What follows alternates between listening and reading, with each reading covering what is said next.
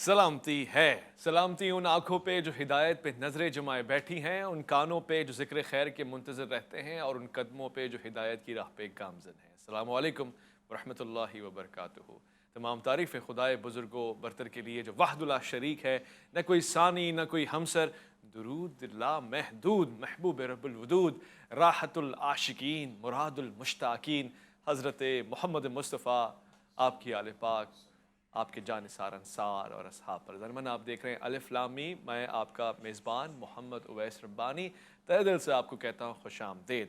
یہ جشن بہاراں ہیں، دل نہیں کرتا کہ کسی بھی دن روک دیں اور یہ کہہ دیں کہ بس ربیع الاول کا ذکر اب ختم ہوا اور اب نیا سیزن آ گیا، نہیں، بلکہ یہ وہ بہار ہے جو کائنات میں ایک ہی وقت میں کائنات پہ حاوی اور چھائی ہوئی ہے، اور جس کی روشنائیاں، جس کی ضیائیں اور جس کا نور اب تک ہمیں میسر آ رہا ہے، اور رہتی دنیا تک جو کائنات میں دم اور جان اور روح رہے گی، وہ آپ کے ذکر سے اور آپ کے انوار سے رہے گی۔ ہمیں اس بات کا اندازہ ہے کہ آپ کا بھی دل یہ کرتا ہے کہ ہم گنگنائیں اور اپنے کردار سے جو مہک اٹھ رہی ہے اس کو آپ تک پہنچائیں۔ خواہش بھی یہ رہتی ہے کہ فضائل اور مناقب کی یہ محفل سجی رہے۔ گویا ان دنوں اب ورلڈ کپ کا سلسلہ بھی رہے گا، مگر کھیل اپنی طرف اور سنجیدگی اپنی طرف۔ آپ کا اس پروگرام کو دیکھنا یہ بتا رہا ہے کہ آپ اپنی زندگانی میں خیر العمل اور فلاح کے طلبگار ہیں۔ لہٰذا آج کا یہ پروگرام بھی سیرت النبی صلی اللہ علیہ وآلہ وسلم اور آپ کی زندگانی میں محبت کا کردار،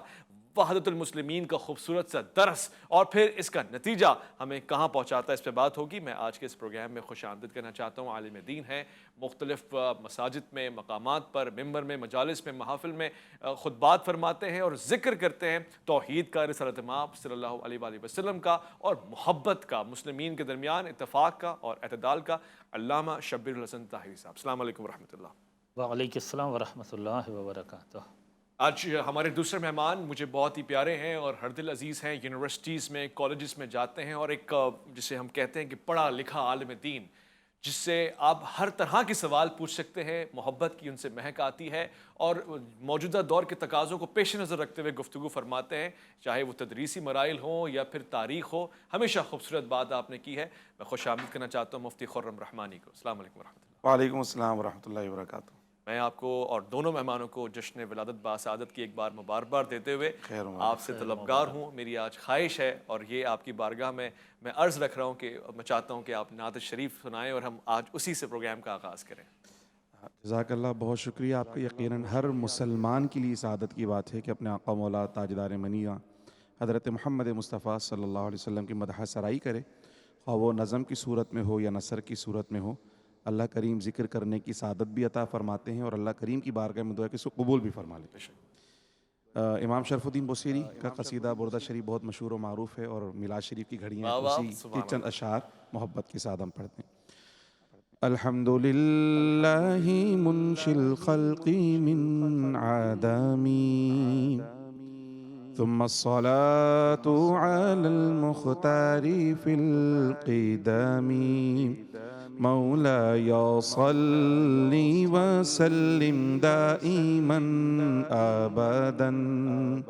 على حبيبك خير الخلق كلهم، محمد سيد الكونين والثقلين، محمد سيد الكونين والثقلين والفريقين من عرب ومن عجم، مولاي صل وسلم دائما أبدا على حبيبك خير الخلق كلهم،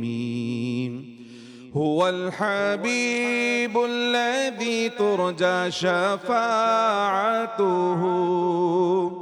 هو الحبيب الذي ترجى شفاعته لكل هول من الأحوال مقتحم، مولاي صل وسلم دائما أبدا على حبيبك خير الخلق كلهم،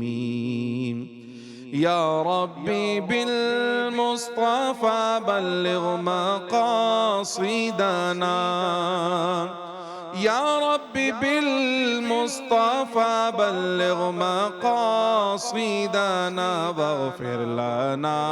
ما مضى يا واسع الكرم مولاي صل وسلم دائما أبدا على حبيبك خير الخلق كلهم. سبحان اللہ ما احسن کا ما اجمل کا. سلام آمنہ کے لال کے اوپر، سلام سیدہ آمنہ رضی اللہ عنہا کے اوپر، اس پرورش کے اوپر اور اس خوبصورت سی زندگانی کے اوپر کہ جو بچپن ہے رسالت مآب صلی اللہ علیہ وآلہ وسلم کا. آپ جو تشریف لائے تو دنیا میں بہار آئی، ہمارے کرداروں میں آنے والی، اور انشاءاللہ اسی توفیق کے ساتھ یہ بہار رہتی دنیا تک قائم اور دائم رہے. اس دعا کے ساتھ اس پروگرام کا باقاعدہ آغاز کرتے ہیں. علامہ صاحب، سیرت النبی صلی اللہ علیہ وآلہ وسلم ہماری نگاہوں سے خدا نہ کرے کبھی اوجھل ہو، جس کو اسوہ حسنہ قرآن نے قرار دیا ہے، وہی ہمارا منبع، مصدر ہے، محور ہے. ہم اسی سے اخذ کرنا چاہتے ہیں کیسے اپنے کردار کو حسین بنائیں. ایک مسلمان دوسرے مسلمان سے کس بنیاد پہ پیار کرے؟ حب فی اللہ اور للہ کیسے ہو؟ اس کے لیے بہترین رہنمائی ہماری پاک پیغمبر کی سیرت ہی کرتی ہے، اور خداوند عالم نے بھی انہیں ہمارے لیے نمونہ قرار دیا ہے. لقد کان لکم فی رسول اللہ اسوۃ حسنہ. جب پیغمبر گرامی کی پاکیزہ زندگی میں ہمارے لیے کامل ترین اسوہ حسنہ موجود ہے تو امت پر لازم ہے کہ وہ زندگی میں ہر آن، ہر لمحہ، ہر لحظہ، ہر گھڑی اس پاکیزہ سیرت کو اپنی نگاہوں کے سامنے رکھیں اور اس کے مطابق اپنی زندگی کو گزاریں. جب ہم اپنی زندگی کو رسول اللہ کی سیرت کے مطابق بنائیں گے تو مسلمان معاشروں میں اخوت ہوگی، یکجہتی ہوگی، محبت ہوگی، اتحاد ہوگا، اتفاق ہوگا. لڑائیاں نہیں ہوں گی، نفرتیں نہیں ہوں گی، کدورتیں نہیں ہوں گی، کینے نہیں ہوں گے، بغض نہیں ہوگا، عناد نہیں ہوگا، تعصب نہیں ہوگا. ان چیزوں کا پیغمبر گرامی کی ذات اطہر کے ساتھ اور ان کی پاکیزہ سیرت کے ساتھ کوئی تعلق نہیں ہے. پیغمبر گرامی انما بعثت لاتمم مکارم الاخلاق. ذرا سمجھنا چاہیے رسول اللہ کی بعثت کے مقصد کو. تو پیغمبر فرماتے ہیں کہ میں تمہارے اخلاقیات کو سنوارنے، سجانے، ٹھیک کرنے، ان کی اصلاح کرنے اور ان کو مکمل کرنے کے لیے بھیجا گیا ہوں. تو ظاہر سی بات ہے کہ وہ خود کامل ترین بہترین اخلاق حسنہ کا ایک مکمل نمونہ ہے. ہمیں سکھانے کے لیے آئے ہیں نا، تو وہ بتانے سے پہلے وہ کرتے ہیں. تو ہم وہ جو کچھ ارشاد فرما رہے ہیں، ان کی جو احادیث ہیں وہ اپنی جگہ پر ہیں، لیکن ان کی جو سیرت مبارکہ ہے وہ بھی ہمارے لیے بہترین ہدایت کا نمونہ ہے. رسول اللہ کی 63 سالہ زندگی میں نہ صرف یہ جو قرآن مجید کہے کہ لقد کان لکم فی رسول اللہ اسوۃ حسنہ، تو اس کا مطلب یہ نہیں ہے کہ وہ 63 سالہ زندگی میں سے ان کی 23 سالہ زندگی جو ہے اس میں وہ ہمارے لیے نمونہ ہے. وہ پوری 63 سالہ زندگی ان کی جو ہے وہ ہمارے لیے نمونہ ہے. وہ اعلان نبوت سے پہلے والی ان کی جو زندگی ہے وہ بھی ہمارے لیے نمونہ ہے. اس لیے کہ صرف انہوں نے 40 برس کی عمر میں نبوت کا اعلان ہی فرمایا نا. نبی تو اس سے پہلے بھی تھے، وہ مہد سے لے کر لحد تک نبی ہیں، بلکہ وہ آدم کی تخلیق سے پہلے نبی ہیں. کن تو نبی ہیں آدم وبین الماء والطین. میں اس وقت بھی نبی تھا کہ جب آدم آب و گل کے درمیان تھے. بلکہ اگر ہم قرآن مجید کی آیات کا مطالعہ کریں گے اور بہت عمیق نگاہوں سے جا کر قرآن کا مطالعہ کریں گے تو ہمیں پتہ چلے گا کہ جتنے انبیاء جن کو اللہ نے نبوت دے کر زمین پر بھیجا ہے، حضرت آدم علیہ السلام سے لے کر حضرت عیسیٰ علیہ السلام تک، ان سب نے زمین پر آنے سے پہلے رسول اللہ کی نبوت اور رسالت کا کلمہ پڑھا. جی، وَإِذْ أَخَذْنَا مِنَ النَّبِيِّينَ مِيثَاقَهُمْ وَمِنْكَ وَمِن نُوحٍ وَإِبْرَاهِيمَ وَمُوسَىٰ وَعِيسَىٰ ابْنَ مَرْيَمَ وَأَخَذْنَا مِنْهُم مِيثَاقًا غَلِيظًا. اور پھر سورہ یہ تو سورہ احزاب ہے، اور پھر سورہ آل عمران میں وَإِذْ أَخَذَ اللَّهُ مِيثَاقَ النَّبِيِّينَ لَمَا آتَيْتُكُم مِّن كِتَابٍ وَحِكْمَةٍ ثُمَّ جَاءَكُمْ رَسُولٌ مُصَدِّقٌ لِّمَا مَعَكُمْ لَتُؤْمِنُنَّ بِهِ. تو یہ ان سے پہلے ایمان کا تقاضا کیا گیا اور وہ پہلے سرکار دو عالم کے مومن بنے. بلکہ نصرت کی بھی تاکید جی بھی لَتُؤْمِنُنَّ بِهِ وَلَا تَنصُرُنَّهُ قَالَ أَقْرَرْتُمْ وَأَخَذْتُمْ عَلَىٰ ذَٰلِكُمْ إِصْرِي قَالُوا أَقْرَرْنَا قَالَ فَاشْهَدُوا وَأَنَا مَعَكُمْ مِنَ الشَّاهِدِينَ فَمَن تَوَلَّىٰ بَعْدَ ذَٰلِكَ فَأُولَٰئِكَ هُمُ الْفَاسِقُونَ. تو بات ہی ختم ہو گئی. اس پر ہمیشہ قائم بھی رہنا ہے، ان کا ہمیشہ مومن بن کر رہنا ہے. تو ہم جب احادیث کو دیکھیں گے، قرآن مجید کی آیات کو دیکھیں گے، ہم اسی لیے تو رسول اللہ کو نبی الانبیاء کہتے ہیں. نبی الانبیاء کا کیا مطلب ہے؟ یعنی حضرت آدم علیہ السلام سے لے کر حضرت عیسیٰ علیہ السلام تک تمام نبیوں کے یہ نبی ہیں. ہر نبی اپنی امت کا نبی ہے، لیکن سرکار دو عالم کا امتی ہے. ہر نبی دو حیثیتیں رکھتا ہے، ایک نبی کی، ایک امتی کی. اپنی امت کے لیے وہ نبی ہے، لیکن سرکار دو عالم کا وہ امتی ہے. تو اس لیے سرکار کو نبی الانبیاء، امام الانبیاء، سید الانبیاء اور سلطان انبیاء کہا جاتا ہے. ان کی وجہ سے خداوند عالم نے زمین کا فرش بچھایا، آسمان کا شامیانہ لگایا، چاند کو چاندنی دی، سورج کو روشنی دی، ساری کائنات خلق فرمائی، اور یہ عالم رنگ و بو اور جو کچھ بھی یہاں کائنات موجود ہے وہ سرکار کی وجہ سے موجود ہے۔ تو ان کی جو 63 سالہ زندگی ہے، اس 63 سالہ زندگی میں سے ہم یہ نہیں کہ اعلان نبوت کے بعد ان کی جو 23 سالہ زندگی ہے اس میں وہ دیکھیں کہ اٹھتے بیٹھ کیسے تھے، بیٹھتے کیسے تھے، بولتے کیسے تھے، کہتے کیسے تھے، برتاؤ کیسا تھا، نہیں، اس سے پہلے کی زندگی کو بھی دیکھ لیجئے۔ میں پہلے کسی پروگرام میں نے عرض کیا تھا کہ اعلان نبوت سے پہلے وہ کافروں سے اپنے کردار کا کلمہ پڑھوا چکے تھے، سبحان اللہ، یعنی نبوت کا کلمہ پڑھوانے سے پہلے اپنی پاکیزہ سیرت کا کلمہ پڑھوا چکے تھے، اپنے اخلاق حسنہ کا کلمہ پڑھوا چکے تھے۔ تو جس رسول نے کافروں سے اپنے کردار کا کلمہ پڑھوا لیا اعلان نبوت کے بعد، مسلمانوں نے کیا دیکھیں، کافروں نے ان کو کردار کا کلمہ پڑھا تھا، ان کی نبوت کا کلمہ نہیں پڑھا۔ کہیں ہم ایسے مسلمان نہ ہوں کہ نبوت کا کلمہ پڑھیں اور کردار کا نہیں پڑھ رہے ہیں۔ بہت ہی گہرا پہلو ہے، بہت ہی گہرا پہلو ہے۔ ایک پل کے لیے بھی دل نہیں کرتا کہ ہمیں وقفے پہ جائیں، مگر ضروری ہے وقفے پہ جانا ہے۔ اس وقت جس طرح سے نعت پڑھی گئی اور جو فضائل المناقب اور جو ضروری باتیں کی گئی، میلاد کا سماع ہے، اور ہم عشاق کے لیے میلاد کی کیفیات سرور جنت میں سے ایک ہوتی ہے۔ میں لطف میں ہوں اور میں لوٹ کر آپ کو لانے کی کوشش کروں گا۔ الف لام میم میں آپ کا انتظار ہے۔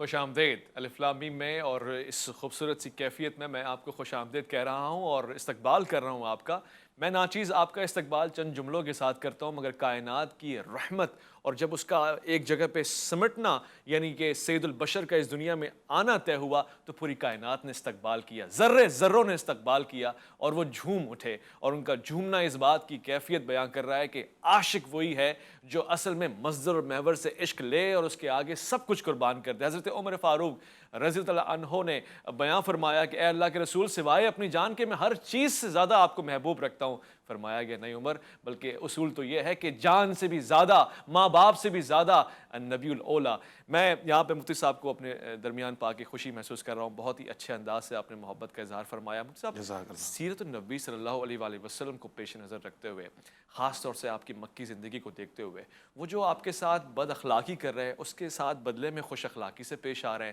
وہ جو آپ کو نفرت بانٹ رہا ہے، یعنی نفرت کے احکامات اور کانٹروورسیز پہکا رہا ہے کہ اس کے پاس مت جانا، اس سے بات مت کرنا، مگر آپ کا انداز وہی قرآن کی آیت وَلْيَتَلَطَّفْ کے بالکل عین مطابق، یہ کیسے؟ بسم اللہ الرحمن الرحیم والصلاة والسلام علی رسولہ الکریم، اما بعد۔ اس میں بنیادی بات تو یہ ہے کہ پیارے آقا صلی اللہ تعالیٰ علیہ وسلم کی جو بعثت ہوئی، اللہ پاک نے خود فرمایا وَمَا أَرْسَلْنَاكَ إِلَّا رَحْمَةً لِلْعَالَمِينَ، کہ ہم نے آپ کو تمام جہانوں کے لیے رحمت بنا کر بھیجا۔ اور پیارے آقا صلی اللہ علیہ وسلم کو خود بھی فرمان ہے کہ میں رحمت بن کر آیا ہوں، زحمت بن کر نہیں آیا۔ تو رحمت کا تقاضا یہ ہے کہ جو آپ کے ساتھ بدسلوکی کرے، آپ نے اس کے حسن سلوک ہی کرنا ہے۔ رحمت کا تقاضا یہ ہے کہ جو آپ کو روکے، آپ کو عطا نہ کرے، آپ کو دین کا کام نہ کرنے دے، آپ نے اس کے ساتھ پھر بھی حسن سلوک کے ساتھ ہی پیش آنا ہے۔ پیارے آقا صلی اللہ تعالیٰ علیہ وسلم کی جو مکی زندگی اگر ہم اس کو دیکھ رہے ہیں تو آپ صلی اللہ علیہ وسلم جس طرح بہت خوبصورت جملہ قبلہ نے ارشاد فرمایا، کردار کا کلمہ۔ تو حقیقت یہ ہے کہ اعلان نبوت سے پہلے کی جو واقعات ہم پڑھ کر دیکھیں کہ وہ جن میں کوئی سچ بولنے والا نہیں تھا، وہ سارے کے سارے مل کر حضور کو سچا کہتے تھے۔ جن کے وہاں امانت کو کوئی تصور نہیں تھا، ان سب کے نزدیک بھی آپ امین تھے، صادق اور امین، اور اتنے محبوب تھے کہ اپنے مسائل کے اندر، اپنے جھگڑوں میں اگر سالس بنانا کسی کو پسند کرتے تھے اور اپنی نمائندگی دینا کسی کو پسند کرتے تو پیارے آقا صلی اللہ علیہ وسلم کی ذات گرامی تھی۔ تو مطلب حضور کی ذات سے کوئی مسئلہ نہیں تھا انہیں، اگر مسئلہ تھا تو دعوت و تبلیغ کے ساتھ تھا۔ تو پیارے آقا صلی اللہ علیہ وسلم جو اعلیٰ اوصاف کے مالک تھے اعلان نبوت سے پہلے بھی، اور جو خوبصورت بات چل رہی ہے اس کا تقاضا یہی تھا کہ اعلان نبوت کے بعد اس سے زیادہ بڑھ کر ان اوصاف کا مظاہرہ کیا جائے۔ آپ اعلان نبوت سے پہلے جتنا حسن سلوک کیا کرتے تھے، اعلان نبوت کے بعد اس سے زیادہ بڑھ کر حسن سلوک کیا جائے۔ اور پیارے آقا صلی اللہ علیہ وسلم کی ذات گرامی میں وہ تمام تر اوصاف اس کیفیت کے اندر موجود تھے کہ جب پہلی وحی آپ پر نازل ہوئی اور اس کی جو کیفیات تھیں، اس کے بعد جب آپ اپنے کاشان اقدس پر تشریف لے گئے تو ام المؤمنین حضرت سیدہ خدیجہ الکبریٰ رضی اللہ تعالی عنہ نے جو تحسین آمیز کلمات کہے ہیں کہ یا رسول اللہ صلی اللہ علیہ وسلم، اللہ عز و جل کبھی آپ کو رسوا نہیں ہونے دے گا۔ کیوں؟ چونکہ اس وقت پورے مکہ مکرمہ میں یتیم کی داد رسی کرنے والا اگر کوئی ہے تو آپ ہیں،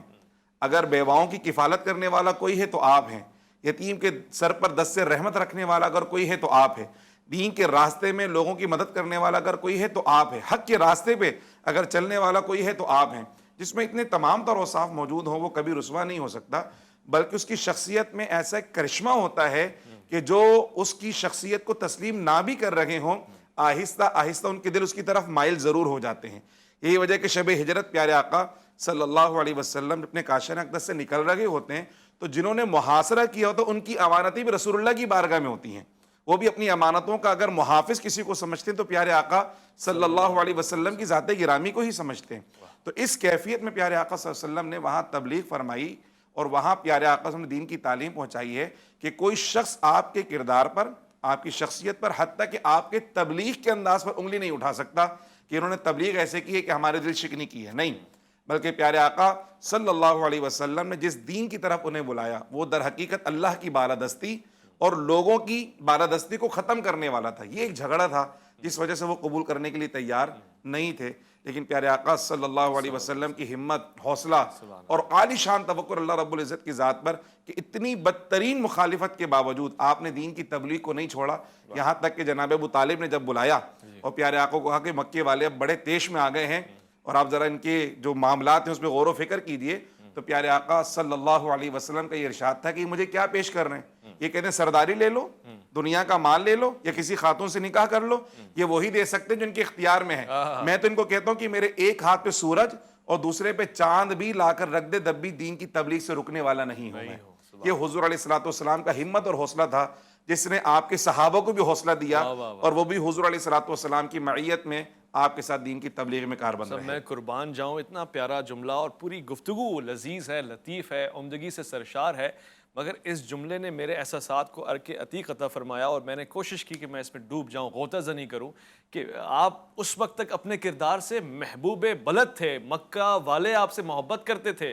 مگر اللہ تعالیٰ کے پیغام کو بچانے کے لیے آپ نے سب سے دشمنی لے لی، یعنی ظاہراً سب لوگ آپ کے اختلاف میں کھڑے ہو گئے، مگر چونکہ آپ محبوب دو عالم ہیں لہٰذا وہ دشمنی بھی آپ کو گوارا ہے۔ حق میں اتنی طاقت ہوتی ہے اور اسی حق نے ہمیں سمیٹنا ہے، ظاہری بنیادی طور سے جو بھی اختلافات ہیں، مگر ہمیں اگر کوئی سمیٹ سکتا ہے تو وہ محبوب دو عالم کی محبت ہے۔ میں ایک مختصر سے وقفہ لوں گا، میں لوٹ کر آؤں گا، علامہ صاحب سے سوال جواب کروں گا اور گفتگو میں ذرا سی بھی اگر کوئی تشنگی ہے تو میرے سوالات کوشش کریں گے اسے پر کریں، آپ کی موجودگی کا سہارا لے کے الف لام میم میں آپ کا انتظار رہے گا۔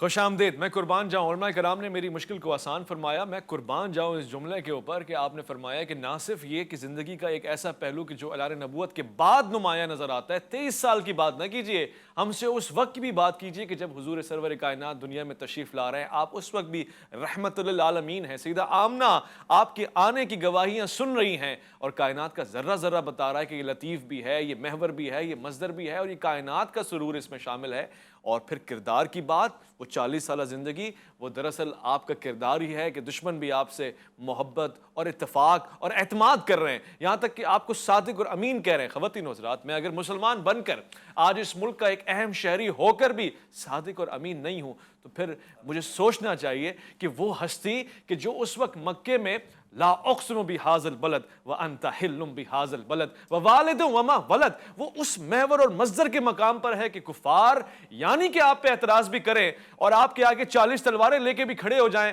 تو اس وقت بھی آپ ہی کو امین اور امانت کا مرکز سمجھتے ہیں، یہاں تک کہ مکے سے جب قحط میں مکے والے مبتلا ہو رہے ہیں تو آپ کی طرف درخواست کر رہے ہیں کہ ہمارے لیے دعا فرمائیں کہ ہم سے رحمتیں چھن گئی ہیں۔ علامہ صاحب، اب مدنی زندگی کی طرف آتے ہیں۔ حضور والا سید کونین سید جان دو عالم نے جب مدینے میں قدم رکھا، پہلا عمل یعنی ظاہراً دیگر امور کو دیکھتے ہوئے بھی آپ نے بھائی چارگی پیدا کی، مہاجرین کو انصار کا بھائی بنا دیا۔ یہ عمل کیا تھا، کن بنیادوں پہ تھا، اس کا کیا نتیجہ نکلا؟ حالانکہ یہ وہ افراد تھے کہ جو نہ صرف یہ کہ پاک پیغمبر کی نبوت اور رسالت کا کلمہ پڑھنے والے تھے، بلکہ پیغمبر گرامی کے انتہائی مخلص احباب، اصحاب، ساتھی، جانثار، انصار، کچھ تو وہ ہیں کہ جنہوں نے مکے کی سختیوں کو دیکھا، کفار اور مشرکین کی ایذا رسانیوں کو بھی سہا اور ثابت قدم رہے، اور پھر ہجرت فرما کے یہاں تشریف لائے، اور انصار نے تو پہلے ہی آنکھیں فرش راہ کی ہوئی تھیں، سب کچھ بچھایا ہوا تھا۔ ان کے درمیان مواخات کو قائم کیا، تقریباً 45 بعض روایت میں اور بعد میں 50 انصار اور 50 مہاجرین کو لیا۔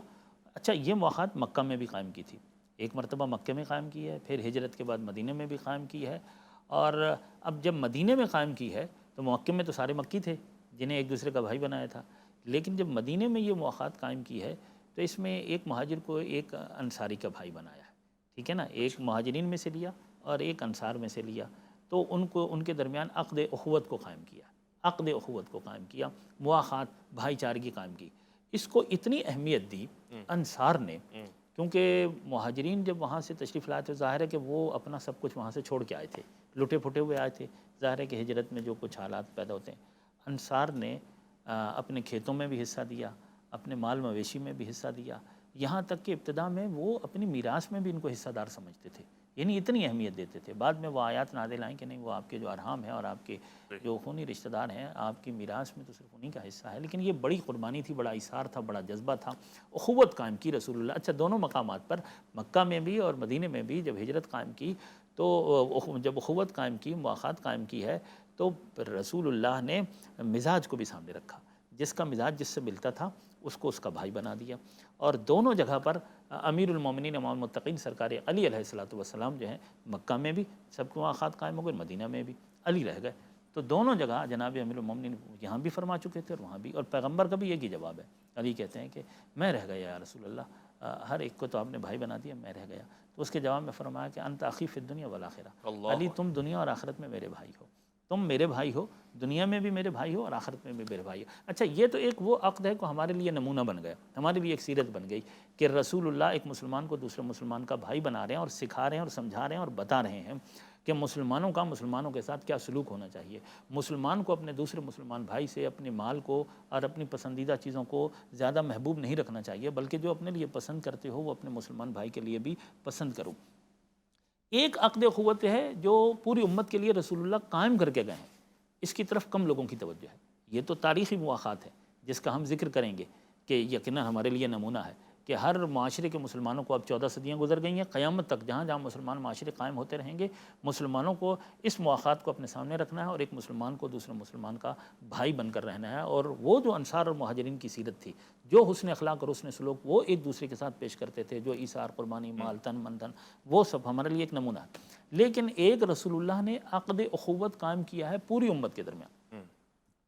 جو بھی کلمہ گو قیامت تک آئیں گے، جو رسول اللہ کے امتی ہوں گے، جو لا الہ الا اللہ محمد رسول اللہ پڑھنے والے ہیں، ان کے درمیان رسول اللہ عقد اخوت کا صیغہ جاری کر کے گئے، عقد اخوت کا صیغہ جاری کر کے گئے۔ وہ کیا صیغہ ہے؟ یہ حدیث آپ کو ملے گی سب کتابوں میں، جس میں پیغمبر فرماتے ہیں المسلم اخو المسلم،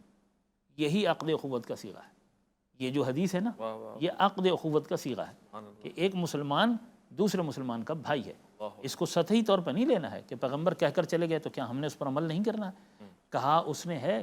کہ جس کے سر پر نبوت کا تاج ہے، رسالت کا تاج ہے، جس کی کوئی بات پرائیویٹ نہیں ہوتی، ہاں، وما ينطق عن الهوى ان هو الا وحی یوحی، یہ تو اس وقت تک نہیں بولتے ہیں کہ جب تک وحی الہی نہیں آ جاتی ہے۔ یہ بڑی اہم ترین بات ہے کہ رسول اللہ جو بھی ارشاد فرما رہے ہیں وہ پرائیویٹ بات نہیں ہے، وہ سرکاری بات ہے۔